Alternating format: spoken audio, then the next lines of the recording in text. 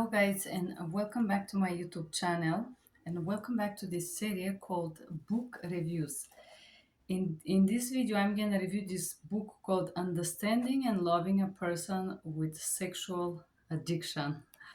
Uh, there is also a book about nymphomania, but this particular one is about sexual addiction, and I'm going to give you my reviews, or if you want to call this a critic about the most important portion of this book, what I learned and what I agree or disagree with. First of all, I will tell you that I'm not slightly but quite disappointed about how this book tag the sexual addiction. Well, first of all, for the ones who does not know, having a basic sexual needs is not an addiction. However, disappointing from this book it's that in this book, sexual addiction is usually called disposal cheating.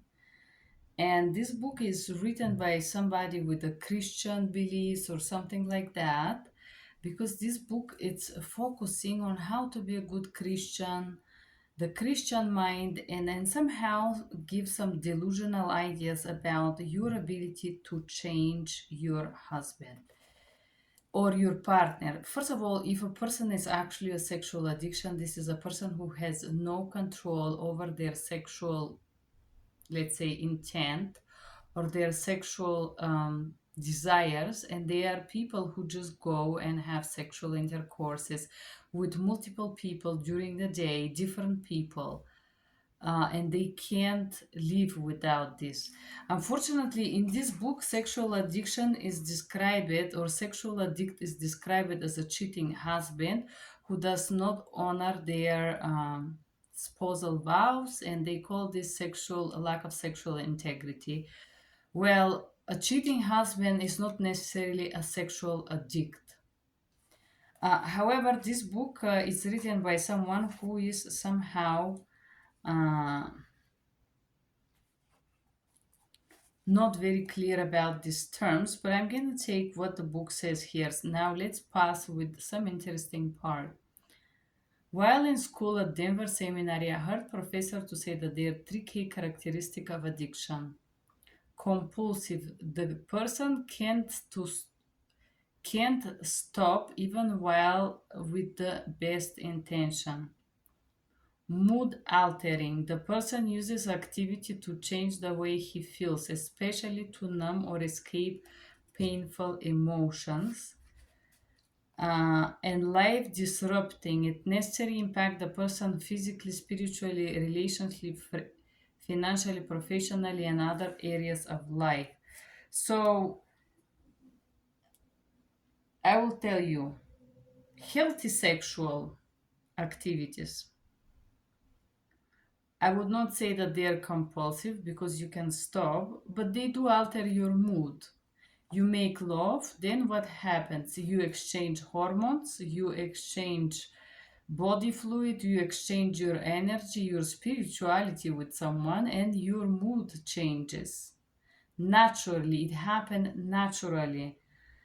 So all the people that are into these sporadic sexual activities in nowadays modern life, they do have these mood altering consequences for everyone. They feel valuable. Some people feel a little bit loved. But in this case, mood altering is when people use sexuality to escape from being with themselves. It's most of the time. Life disrupting, cheating husband does not disrupt their life. A lot of husbands that are Christians, they are cheating, they have double, triple life. Their life get disrupted in a way when they get caught.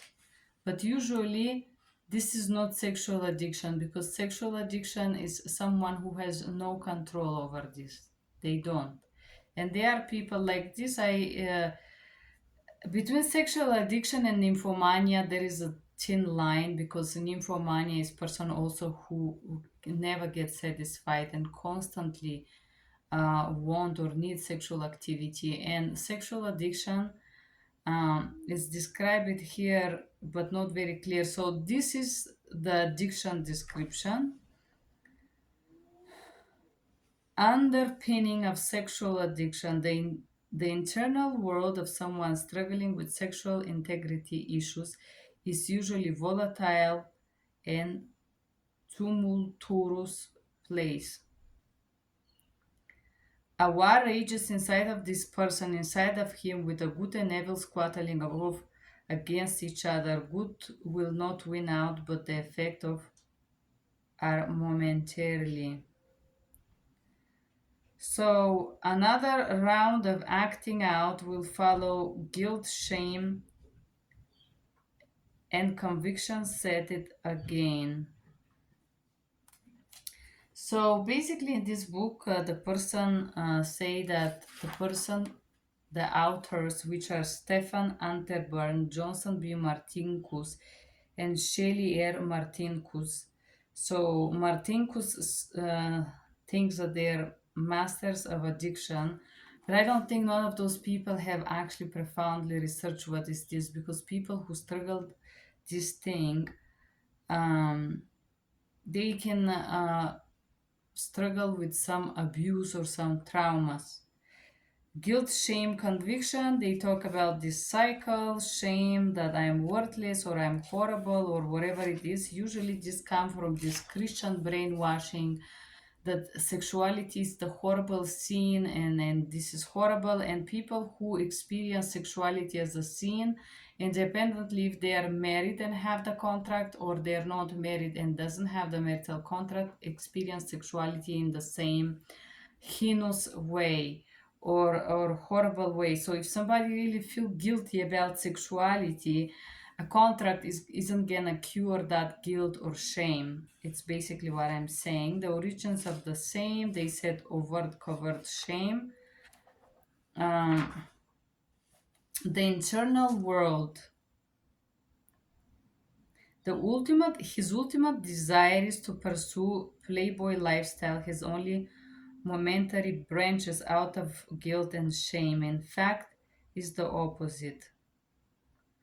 The excitement and adventure are real but fleeting. The guilt, shame, and conviction are common, persistent, sometimes even unbearable, and they actually drive the person struggling act to do it over and over again. I disagree with these people who usually cheat. It's gonna be great if they feel guilt and shame, but there's a lot of people who do this and they have absolutely no feelings of guilt, no shame, no the process of conviction, or I'm horrible, I'm worthless. A lot of people simply cheat because they can, because they know that their partner isn't gonna walk away if she find out or he find out. So for some reason this book addressed the sexual addict as a him. It's very strange. I don't know why, because maybe we are in America, this is misogynist culture, but there are females that struggle with this problem too. I have actually met one female that she was telling me that she cannot go very long without it. Actually, in her work break, she would do it with the colleagues. So, sexual addiction has nothing to do with guilt. Sometimes it's related to some other problems. Um, it could be sometimes even related to hormonal problems. Uh, and then there is breaking down about the emotions. Anger. The anger stage can be confused for a wife. If you are accustomed being angry, then it comes naturally that you feel angry. So in this book, they basically teach you to be a doormat. Don't be angry if you find that your husband is cheating on you, and this may surprise you. Anger is important, but the anger isn't the right response to injustice. Betrayal is an injustice. Encourage wives to get angry, and if they need to, I encourage wives to get angry, need to scream, throw heavy things at their husbands. General directions. Wow. Uh, I don't think throwing things, heavy objects, or absolutely any object at your husband will have the power to change him or to change the situation. If a person is used to have multiple sexual partners a day, no matter how many plates you throw, if he's actual addict, he will never be able to change that. Or at least you throwing things and being angry is not gonna change this situation. But then it says when they hit the critical mass of anger, they can think straight, and their sense and every detail will somehow explain the husband's behaviors. I will tell you one thing: there is no explanation when a person cheat. I find myself after being 10 years with the same person, I discovered that he was cheating. Um, I of course did not make scandals. I did not break anything. I did not fight with him. I did not scream at all, actually. I tried to talk to him and to understand why. To which my ex partner tried to gaslight me, negate it, deny it. And to which I told him, if you want to have a chance with me, you have to start to be honest with me. Um, and this never happened. I simply left. I left not because I did not love my ex or anything like this. I left because I could not go to sleep with this man and think about disease or people that he had slept with during the day and lie next to me. He became a thing for me. I was so disgusted by what he did that I just left. But it's not like I call him nasty names or scream or anything like this. I just was disgusted by this person.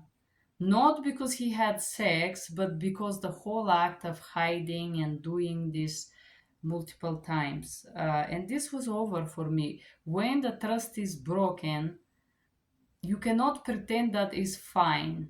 You cannot pretend that is cool. You cannot pretend that every time your partner come home, you're not counting probably with how many people he slept.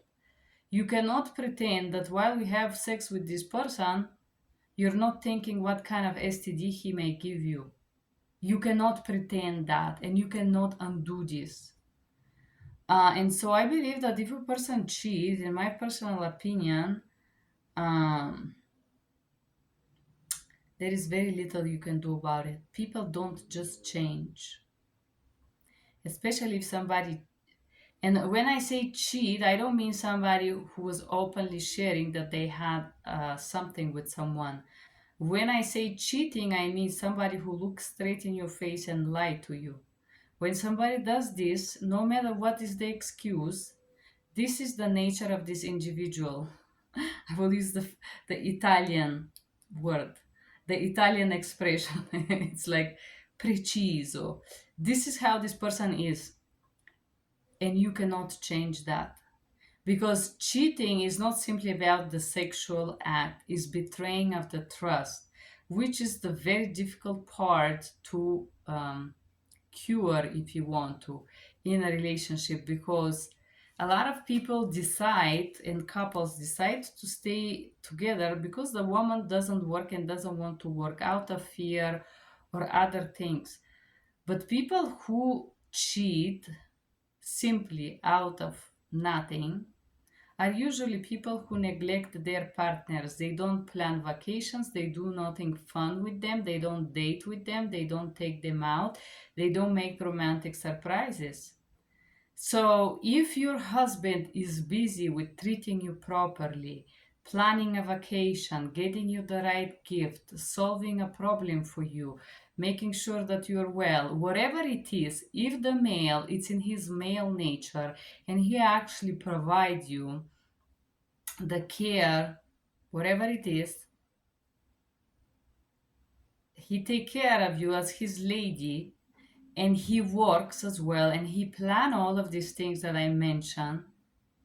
He have no time to go and mess up with another person because he's busy with building a happy moments together. if a man is not interested in building happy moments with you, he went he goes out of the house and he's free. He is bored, he has nothing to do, and this is it where it's happening.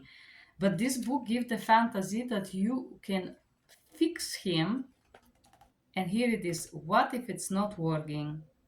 Boundaries versus needs requested. To begin with, you have to put a deadline between boundaries and needs. May sound like semantics, but the two have different texture and more tone of them. To get healthy would require things to be uncomfortable, disrupting a status quo that is demanding yet simply manageable. So, to get healthy, first of all, you need to be healthy as a female. You cannot be out of your mind screaming, lashing, and throwing dishes or cups at your husband because guess what? Your husband wouldn't want you.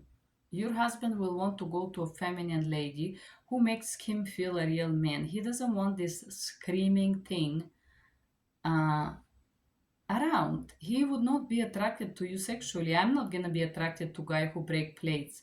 And a male is not gonna find attractive a woman who is screaming and nagging. A male want to feel loved, accepted, and on at home. So if you start to do all these tantrums that this book describes, what's gonna happen soon after, your husband will be like, you know what, maybe it's best we divorce. The reason why is because you cannot create a living hell for your cheating husband and then fantasize that he will realize by your lashes of anger that he's wrong. Yes, of course, betraying somebody trust is not the correct thing to do. It's very immature. And here it is, we have to admit that cheating to your partner, it has nothing to do with sexual addiction. Cheating to your partner is related to your inability to be a mature person, because you can be a sex addict, and you could be honest. You can be honest with your partner. They can be aware of your addiction or problem, and if they are, they may accept this, and you're not gonna have all these troubles that this book saying, lash your anger. Now, if it's not working, and here it is, the next portion says boundaries. Let's talk about boundaries, and we have to remember that boundaries is easy to think, but they are difficult. You have to continue to do this bad wrong thing, then this is what you will get. Don't blame the husband, they say. They will not conversation with the husband first. Can walk away from conversation. They can insist on the husband to leave the house. They can refuse to talk about anything but the cheating. So basically, this book somehow teaches you to be a doormat. Uh, so usually, I think usually if there would be a moment to address somebody done this, there would be one conversation in which, if you're interested to know the details, you can request your partner can share this with you, but that's it. You should not sit and lash on this every day over and over again. Yes, I believe that cheating is something that could be forgiven under circumstances. However, I don't think that people who do this could simply become someone else.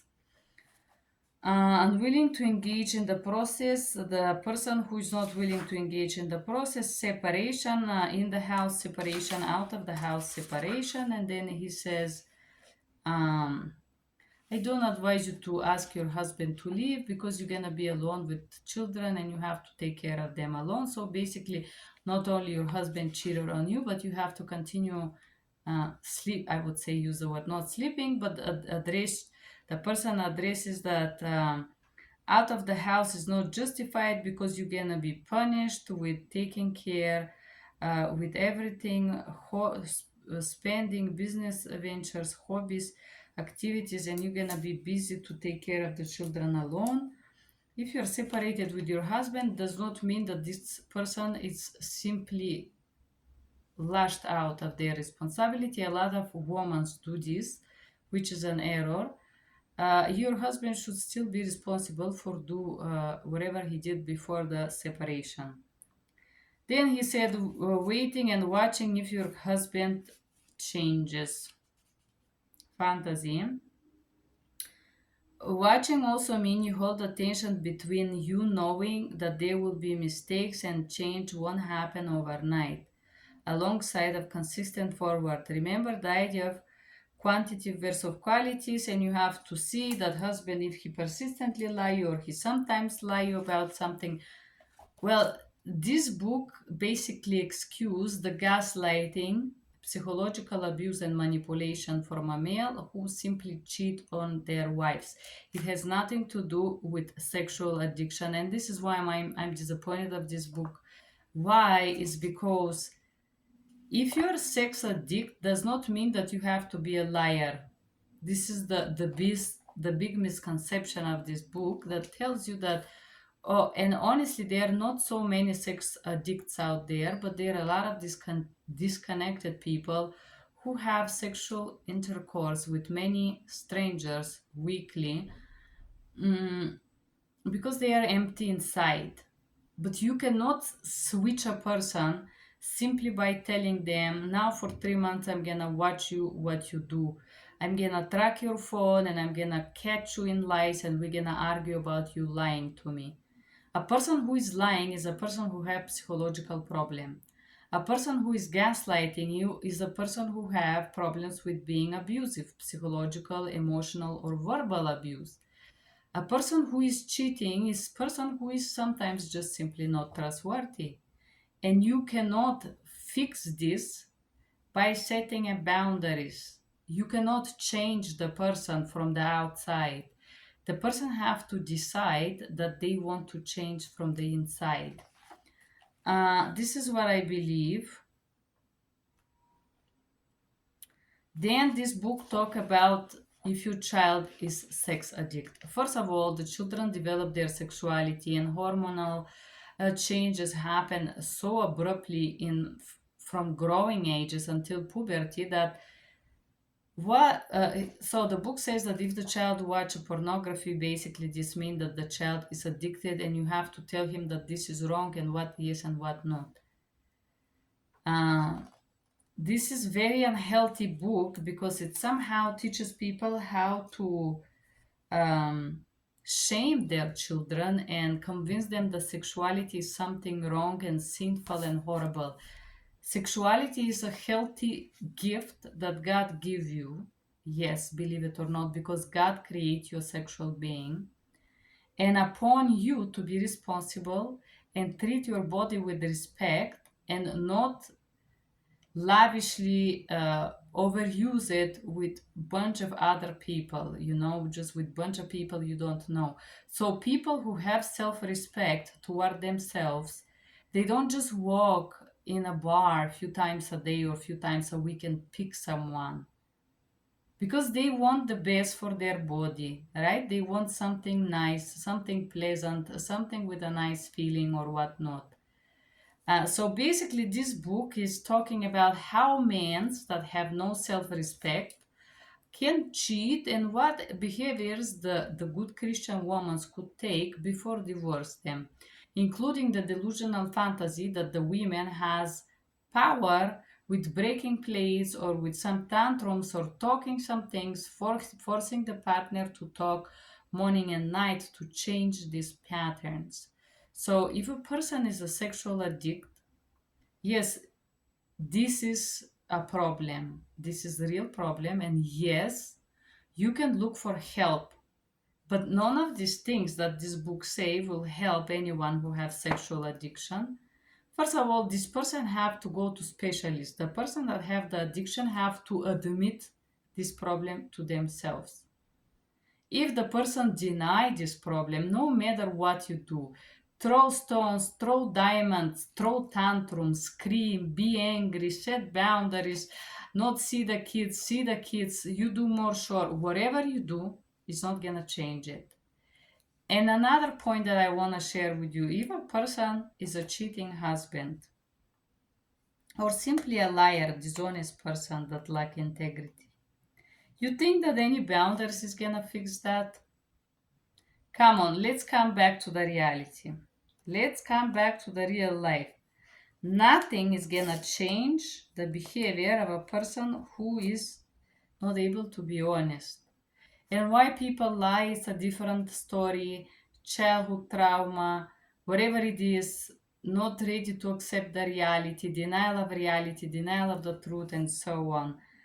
Um, but this book is somehow confusing. I will give this book a rating 2 out of 10 if we have to give it out of 10. And the reason why is because the book is not bad, but it's just a little bit delusional, it's just a little bit unrealistical.